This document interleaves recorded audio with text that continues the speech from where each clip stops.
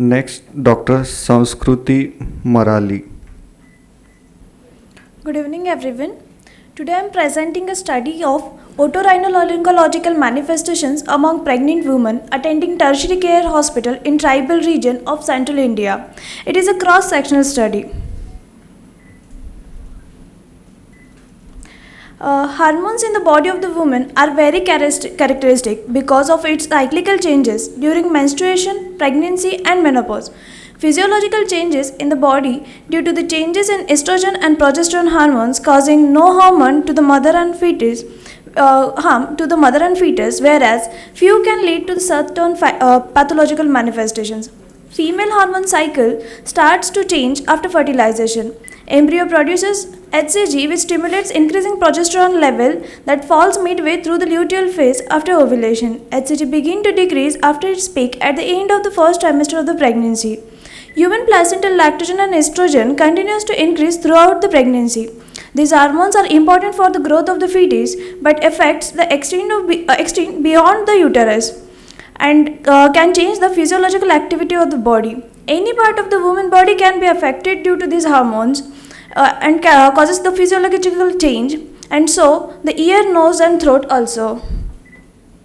Otological manifestations include hearing loss, feeling of blockage in ear, otitis externa, tinnitus, vertigo. Rhinological includes epistaxis, rhinitis and nasal blockage. Laryngological includes dysphonia, laryngopharyngeal reflux, etc. During pregnancy, biochemical level changes in the inner ear, which produces neurootological manifestations. Hormonal changes during pregnancy can cause alteration in homeostasis of the inner ear fluids and hamper the inner ear function. These changes in the inner ear may manifest with the symptoms like vertigo, tinnitus, fullness of the ear and hyperacusis. Majority of the otorhinolaryngological manifestations during pregnancy are minor and temporary, but it is important for the clinician to determine the etiology of these symptoms to treat and provide the assurance to the pregnant woman. All pregnant women presenting to the tertiary care hospital of the tribal region of the central India with otorhinolaryngological manifestations are recruited in this study. This is the cross-sectional study. This is the ongoing study of span 24 months with the sample size of 192. Currently, I have completed 10 months of it, and I have completed the sample size of 97 in the span of December 23 to October 24. Patients presenting with the otorhinolaryngological manifestations are screened on the basis of history, examination and relevant investigations, including tuning fork test, otoscopy, rhinoscopy and endoscopic evaluation, hormonal studies and radiological investigation as and when required and if permissible. Patients' particulars and antecedent illness, clinical presentation and physical examination, laboratory evaluation and radiological findings, hormonal studies are analyzed. Inclusion criteria. All pregnant women presented to the tertiary care hospital of tribal region of the central India with otorhinolaryngological manifestations. Exclusion criteria. Pregnant women with manifestations before conceiving and not aggravated or affected during the pregnancy, and the patients not willing to participate. Results. NC presented to the with otorhinolaryngological manifestations are predominantly in third trimester. Among 97 cases, 15 were from the first trimester, while 24 from the second and 57 from the third trimester.